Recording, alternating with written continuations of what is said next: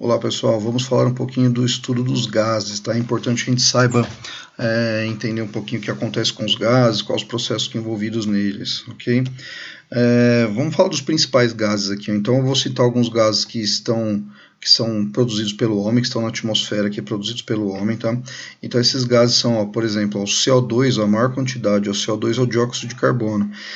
De onde que sai esse dióxido de carbono? Tanto na nossa respiração, quanto na queima de combustível, escapamento do carro, indústrias, tá? O ozônio aqui, ó, que também está em 8% a quantidade dele na atmosfera, ok? Os CFCs aqui, ó, os CFCs são os clorofluorcarbonos. Aqui a gente tem 12% desse material. Esses gases aqui eles são produzidos nos processos de refrigeração, ar-condicionado, geladeira, eles liberam esses CFCs aqui, ó. Os óxidos nitrosos aqui são gases poluentes de indústrias também, ok? E o metano aqui, ó, é os gases do material em decomposição, tá? Tudo quanto é material que lixo em decomposição, ele produz o metano, então a gente tem mais ou menos 15% dele na atmosfera desses gases poluentes. Só que a atmosfera, ela não é, esses gases não são os gases da atmosfera, esses gases são uma porçãozinha bem pequenininha, tá, da atmosfera. A atmosfera ela é composta por nitrogênio aqui, ó, 78% aproximadamente, tá? Então a gente tem o gás nitrogênio, que é muito rico na atmosfera, e o gás oxigênio aqui, ó, tá? Que também é um gás muito importante, que é o gás da nossa respiração, tá? Mas o que acontece com os gases, né? Os gases, quando eles sofrem alguma variável, quando eles sofrem alguma alteração, tem coisas que são chamadas de variáveis que elas podem ser alteradas ou não. Então, as três variáveis que a gente vai falar é pressão, volume e temperatura. Vamos entender primeiro esses três aqui antes da gente aprofundar. Acho que temperatura talvez é o mais tranquilo, né? Temperatura então é o aquecimento. Um gás ele pode sofrer essa variável. Você pode aquecer um gás? Então pode, você pode deixar um gás mais quente do que o... E a gente não está falando só o gás, por exemplo, quando a gente fala de gás, dá a impressão que a gente está falando do gás de cozinha, assim, né? A gente tem muitos gases no meio ambiente, no planeta Terra, ok? A gente tem, como a gente falou agora, tem o gás carbônico, o gás oxigênio, tem o ozônio, tem o metano, então a gente pode aquecer esses gases? Pode aquecer esses gases, a gente pode aumentar a temperatura e diminuir a temperatura deles? Pode sim, tá? Por exemplo, o gás carbônico que está saindo do escapamento de um automóvel, por exemplo, está com a temperatura muito alta, ok? O oxigênio que é respirado lá no Polo Norte está com a temperatura muito baixa, então a gente pode mudar a temperatura dele sim, ok? Volume é o espaço que ele ocupa. Então a gente consegue fazer um gás aumentar o volume e um gás diminuir o volume, a gente consegue pressionar alguma coisa para diminuir o volume dela, uma coisa que tem gás? Conseguimos, ok? Então a gente consegue alterar o volume de um determinado gás, fazer ele ocupar mais espaço ou ocupar menos espaço. A gente consegue colocar pressão em um gás? Sim, a gente consegue pressurizar os materiais. Então pensa assim, por exemplo, o gás que está no refrigerante, ele está ali numa forma pressurizada, ele está sofrendo uma pressão. Ou uma bola de futebol quando é pressionada, por exemplo, né? O gás que está lá dentro, ele foi pressionado, ele foi às vezes diminuído de volume porque ele sofreu uma pressão, tá? Então essas são as variáveis que a gente vai analisar agora, tá bom? Vamos lá, vamos entender esse esqueminha aqui, ó. Aqui a gente tem os três fatores simultaneamente, tá? Na linha vermelhinha aqui a gente tem um termômetro, ok? Então são 4 recipientes aqui, a gente tem um termômetro, tá? Reparem então que o termômetro está sempre na mesma posição, ok? Ou seja, está até aqui marcado aqui, ó, é a mesma temperatura em todos os recipientes, tá? O que mudou? Mudou o volume? Mudou o volume. Olha o volume que esse gás aqui, ó, o desenho pode parecer que é água, tá? Mas a gente está representando o gás aqui, tá?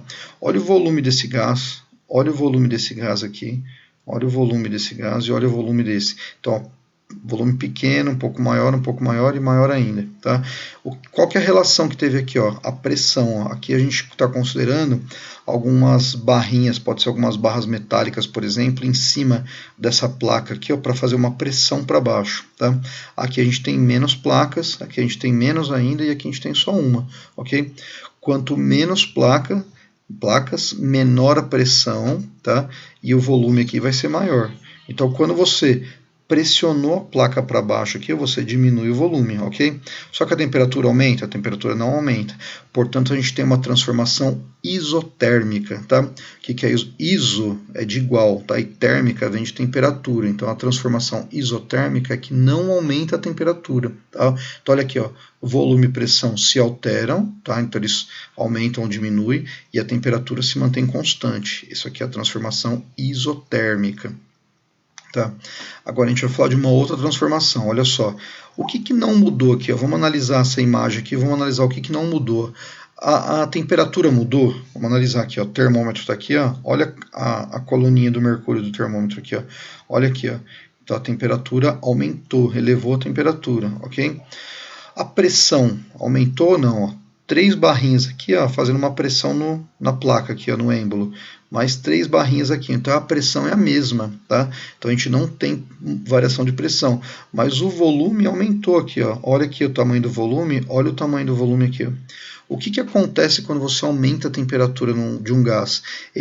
As partículas deles começam a ficar mais agitadas, eles tendem a ocupar mais volume, ó, eles não conseguem ficar num espaço menor. Quanto mais quente um gás tiver, mais espaço ele ocupa, ok? Isso aqui então é chamado de transformação isobárica, tá? Iso é igual, né? E bárica vem de pressão, então, ou seja, a pressão aqui, ó, tá? Olha aqui escrito aqui em cima, pressão constante, tá? A pressão que está sendo exercida aqui e a pressão que está sendo exercida aqui é a mesma, só que a temperatura e volume se alteram, tá? Aqui, ó, temperatura e volume se alteram e pressão se mantém constante, ok? Essa aqui é a transformação isobárica. Vamos falar de mais uma aqui, ó. Essa aqui é a transformação isovolumétrica. Olha só, vamos analisar aqui, ó. O que está mudando, ó? Pressão aqui, ó. Duas plaquinhas aqui exercendo uma pressão e aqui 4 plaquinhas, ó, exercendo uma pressão, tá? Mudou aqui a altura do volume do gás aqui, ó, volume não mudou, tá vendo? Ó, mesmo volume, ó, eles ocupam a mesma altura aqui, o mesmo volume. Olha a temperatura, ó, o termômetrozinho vai até aqui, ó, outro termômetro aqui vai até lá em cima. Tá? Isso aqui é uma transformação que é chamada de isovolumétrica, ou seja, ela mantém o mesmo volume, ela vai manter o mesmo volume aqui e ela vai, ó, temperatura e pressão se alteram e volume se mantém constante, ok? Esses fatores estão diretamente ligados à movimentação das partículas, ok? Se a gente tem, quanto mais movimentação de partículas a gente tem, mais a gente tem um corpo ocupando volume, ou a gente tem mais aquecimento. Então imagina que um gás é um monte de partículas pequenininhas. Nesse gás aqui, ó, né, a gente tem um monte de partículas pequenininha de gás, né, que a gente não consegue enxergar porque elas são muito microscópicas, os átomozinhos, né, as moléculas, né, são microscópicas não, né, são muito menor que microscópicas, né. Aqui também a gente está cheio de partículas, ó. Se você exerce uma pressão muito forte, elas começam a ficar mais agitadas aqui, e aí acabam aumentando a temperatura, ó. A temperatura vai subindo porque elas vão ficando mais agitadas, vão tendo mais atritos vão ficando cada vez mais agitadas, ok? Vamos olhar uma situação, um problema aqui, ó. Vamos pensar a roda de uma moto aqui, né? O pneu de uma moto, né? O pneu de uma moto aqui, quando ele está meio murcho, significa algumas coisas, né? Pode ter escapado o ar, né? Pode ter furado o pneu, né? Mas ele pode ter ficado muito tempo numa região fria. Às vezes você calibrou o pneu, né? Encheu o pneu com ar e de repente depois de uns dias a temperatura fica meio fria, parece que ele está murcho. Na verdade ele não está murcho, ele não perdeu gás. É que o gás se comprimiu. Lembra a história da temperatura influencia?